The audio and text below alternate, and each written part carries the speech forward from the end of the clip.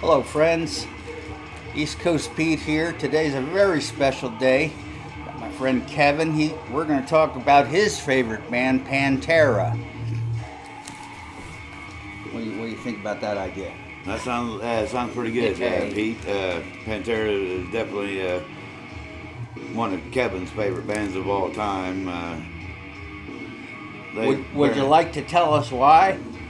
Well, they were very influential in my listening of hard rock music. And when I heard the first album, not their first album, I should say. I take that back.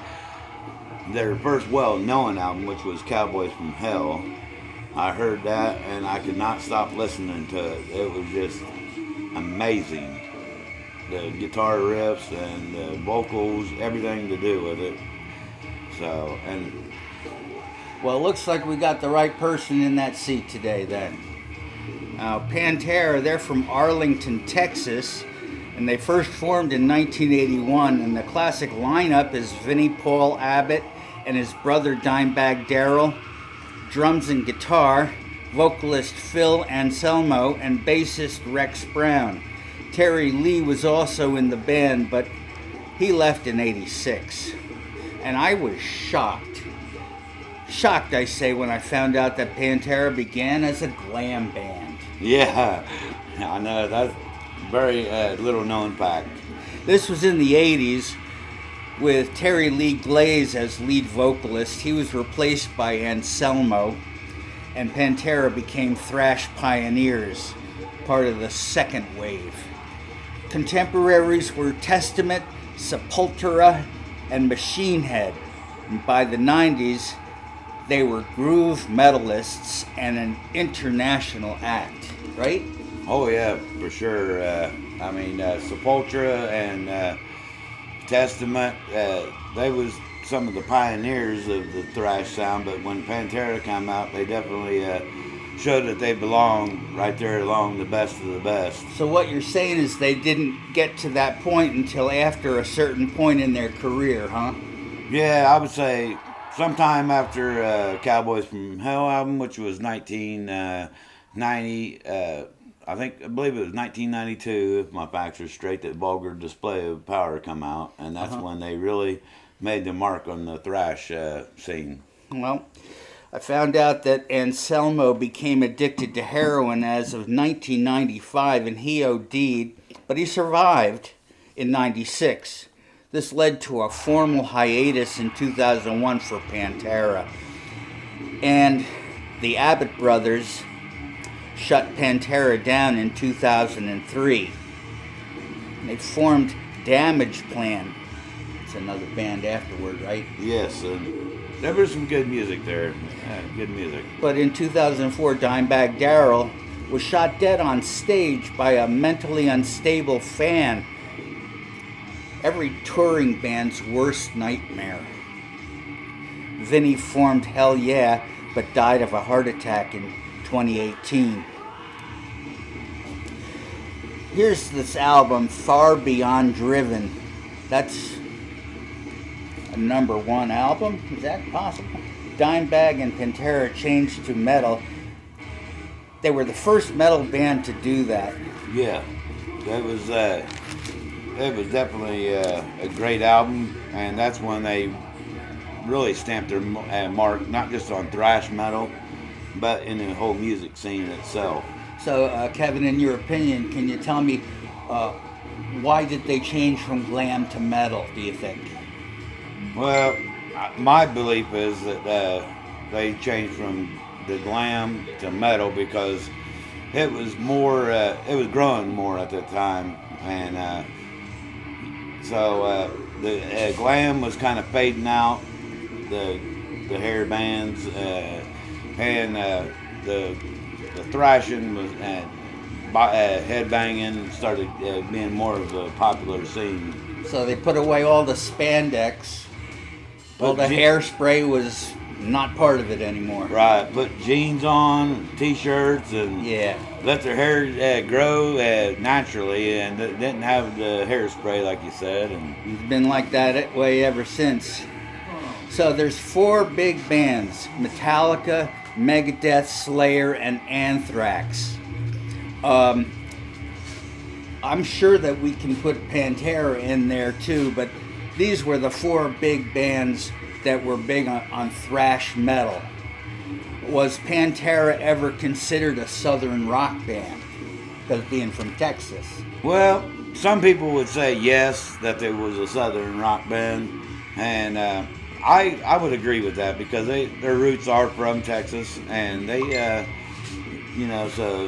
they had a lot of fan base down in the South. And but I wouldn't say it was the classic southern rock band that you would hear, like 38 Special or Leonard Skinner or someone like that. But that was a whole different music scene as well too. Thrash metal is totally different from them bands. So really, there's no comparison. And I figure Molly Hatchet took over where Leonard Skinner ended, rather than Pantera. Yeah, I would have to agree with you on that, Pete. So, just because you're from Texas doesn't make you a cowboy, right? Exactly. Just look at Austin. Yeah. But Anselmo's first album with Pantera had a Western theme. Anselmo was 18 when he auditioned for Pantera, now with a completely different sound. He had been singing with Samhain. I think that might be pronounced Sam Hain, because it's not Glenn Danzig's Sam Hain, but the other one. Apparently there were more than one of those. Yes. Would you say that it was Anselmo's vocals that won Pantera its claim to international fame? I would say that it definitely helped. His vocals was very strong, but in my opinion, and this is just Kevin's opinion, because I like the guitar, and I think that Dimebag Darrell really showed that that thrash metal could actually have a nice sound to it too. I see.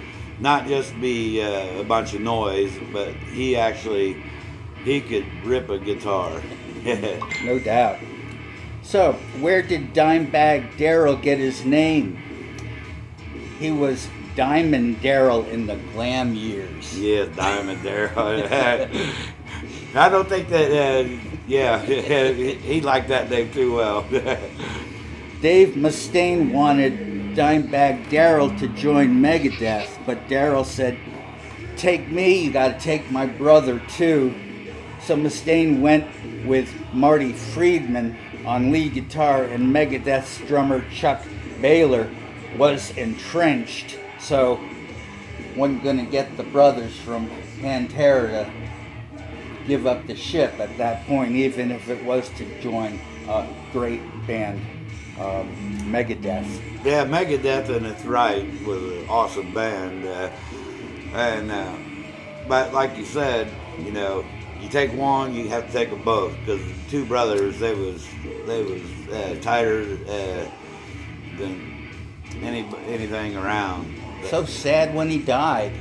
Oh yes, most definitely, yeah. Not just for the brother, but for the whole world by that time. The world in itself, yeah, because at that time they had been put their stamp in the world, and a lot of people were saddened on that day. I know I was personally, because like I said, I tend to like the guitar, thrash metal more than anything.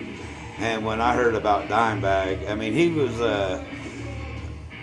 just amazing. And as you can see probably in the video here, he was definitely one of my heroes. And it was a very sad day for me, myself.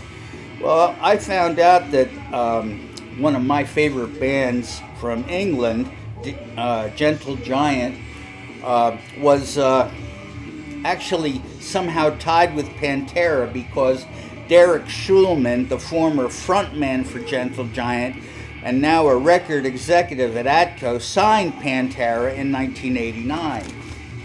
They began work on their major label debut. Here's the discography. 1. Metal Magic in 83. It's got Rock Out, Widowmaker,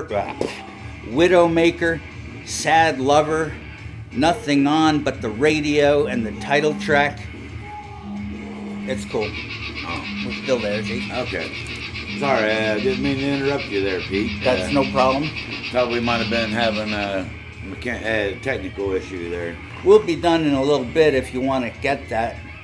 I was just going to go through the discography, and you could comment on what you think about each album. How's that sound? That sounds good, Pete. So, Metal Magic in '83, that was not one of your favorites. No, I really didn't care for that album, and I really didn't get hooked on Pantera at that time because I just didn't take to that sound very well.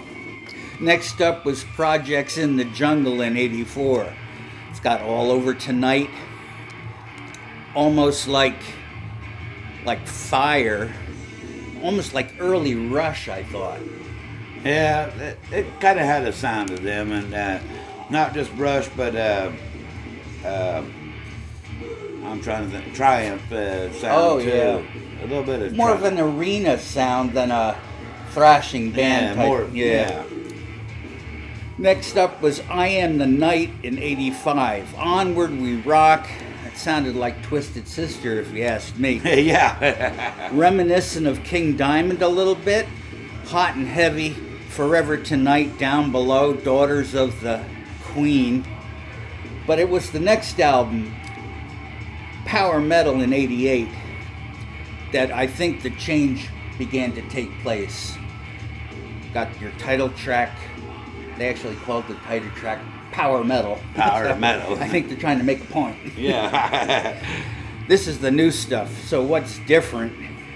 Rock the World. That was a very convincing cut. The title track was Hard Ride. Is this biker metal, would you say? I would say a mix of biker metal and slam rock. There's other words for it too besides slam rock, but We'll Meet Again. It's got a wide vocal range on that one, showing their new singer's abilities. And for Over and Out, that's full metal guitar.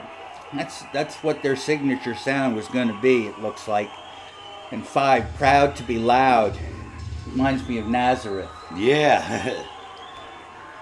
Probably more than just the name, because they did that song Loud and Proud, right? Yes. All right. 6, Down Below. Somebody had to do it. 7, Death Trap. More biker stuff. 8, Hard Ride. More biker stuff. And 9, Burnin'. Wow, that sounds like Deep Purple. Yeah. Nah, I don't think so. It's just the name. Yeah. Because of Burn. Yeah. Their album Burn. And then the last cut was PST in '88. That's a kind of a real fast 12-bar song. But next up is Cowboys from Hell. Yes, that's when Pantera really came to be. That was in 1990. Outlaws taking over this town. It had a kind of a southern sleeve art, I believe. Yes, it did. Yes. Got your title track. Got Primal Concrete Sledge. Psycho Holiday. Heresy. Cemetery Gates. That's one of my favorites, Cemetery Gates. Well, suddenly they're getting darker, right? Yes. 6, Domination. 7, Shattered. 8, Clash with Reality. That's 9, what? Clash with Reality is a really good song. And it was showing that they had made that transition, especially with that song right there. So that song clashed with Kevin's Reality. Yes. Okay. I could not stop listening. Next up was Medicine Man. Then Message in Blood. And then The Sleep. And then The Art of Shredding. Yeah, Message in Blood. That's a song I thought, when I first heard the title of that song, I thought about the band Slayer. And but it definitely didn't sound like Slayer. It was totally different from Slayer, but just the name itself reminds you of Slayer. Do you think that there was some death metal having some influence on Pantera at this time? I would say most certainly. I can tell that from some of the names of the tracks. Yeah, it went from a biker kind of sound to death metal sound, like you said. That was getting popular then, Yes, especially in Florida. most definitely. The next album was called Vulgar Display of Power. And I understand the title track was used in the MMA. Yes, it is. Yes. That's a good way to get known. Oh, yeah. Anytime you got anything to do with MMA, you're doing pretty good. I think that might be true with the wrestling people too, right? Yes, wrestling would be the same way because it's definitely entertaining sport on both ends of the spectrum. Well, that's the kind of fan that they were going after anyway, right? Oh yeah, most definitely.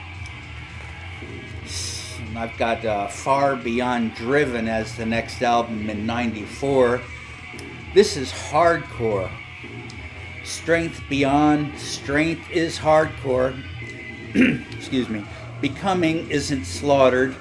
Growly and Screamo, I'm Broken is rock. 5 Minutes Alone is heavy metal. Yes. This is all heavy metal. Oh, Just every bit of it's heavy metal, yes. Good friends and a bottle of pills. Yeah. Well, I don't know what to call this. Hard lines, sunken cheeks, hardcore again. I guess they were going through a phase.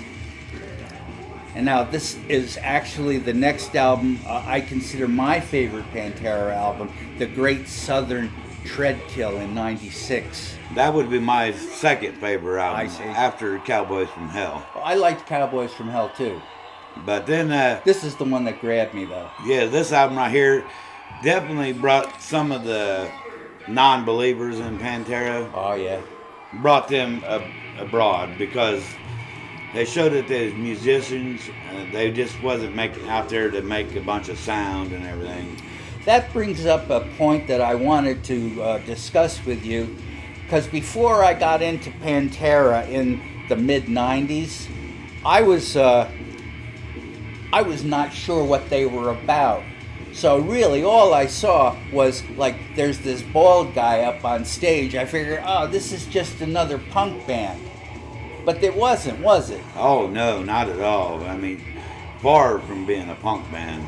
I got the wrong impression from looking at the TV and seeing the bald guy, and figure I made some bad choices about, because you can't judge your book by its cover.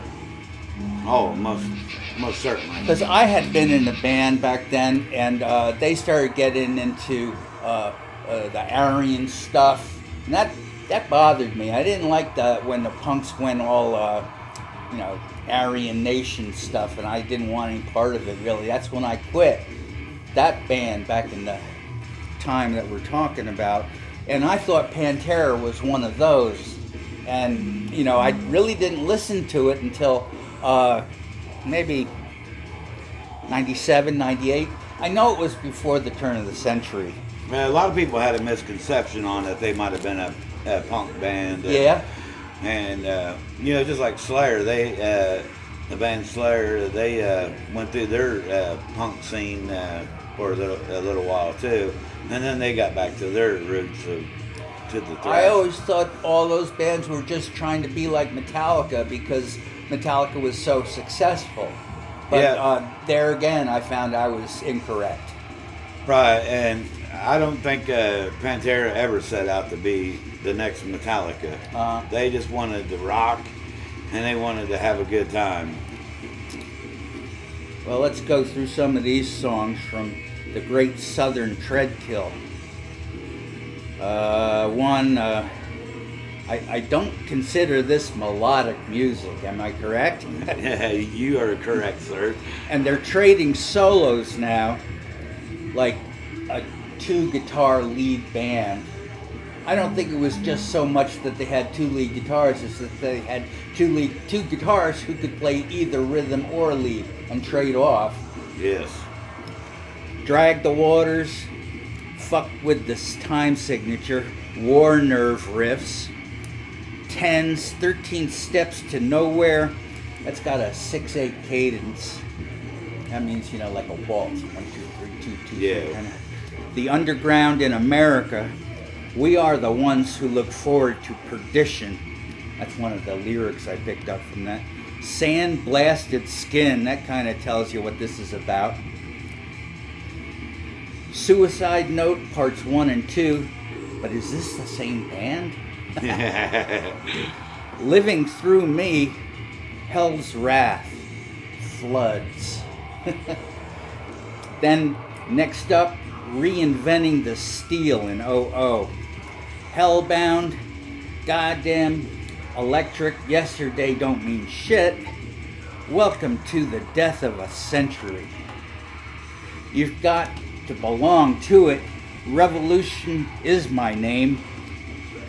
Did Buckethead ever endorse Pantera?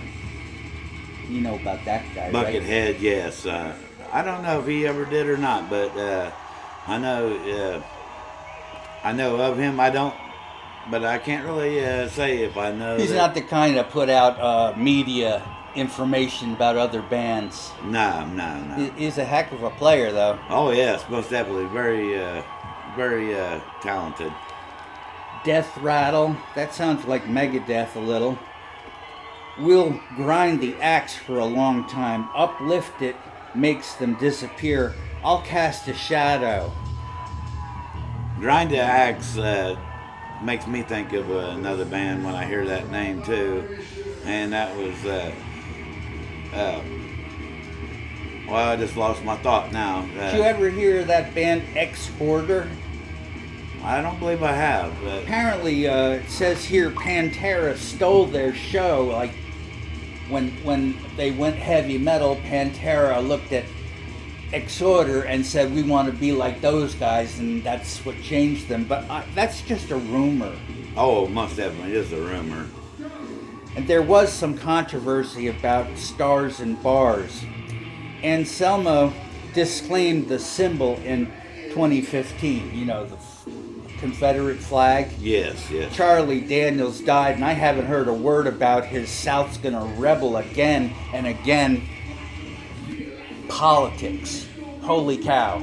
We're in a period of time where everything's changing. We're the elder generation now. We remember back when a Confederate flag up on our wall did not mean that we were racists. Oh yeah, to us it was just a flag, and it does have history to go along with it, but we didn't think of it as being a racist symbol. It was just a flag, and unfortunately, some people get rumors started, and then it goes the wrong way. So, but anyways, yeah,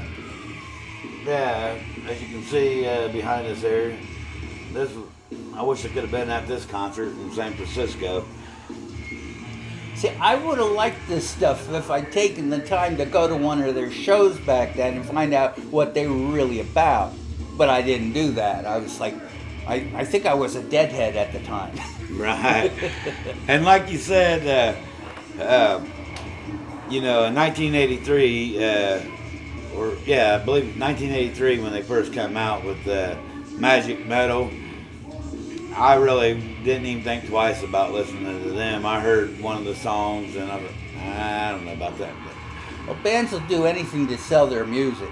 Right. They'll even, put on costumes. we can see that today with Slipknot. They're quite famous, and all they ever do is put on Halloween costumes. Oh yeah, they got them on every day. And Corey Taylor, he's very talented anyway. So, but Slipknot, I would say they're probably the new Pantera now. Interesting.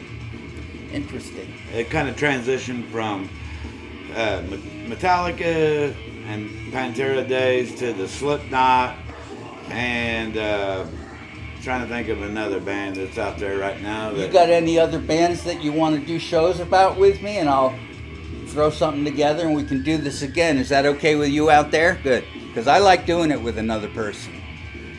Right, and maybe next time I'll be a little bit more prepared.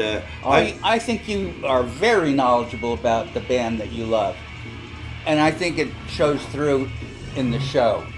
So anybody who rock likes on. Pantera is going to like this show. I'm figuring. Leave your comments if you want to say anything about what we had to talk about today. I'll be glad to answer them. Yes. Thanks a lot for being on my show with no name. I'm East Coast Pete. This is Kevin S., good friend of mine, and we'll see you again in the future.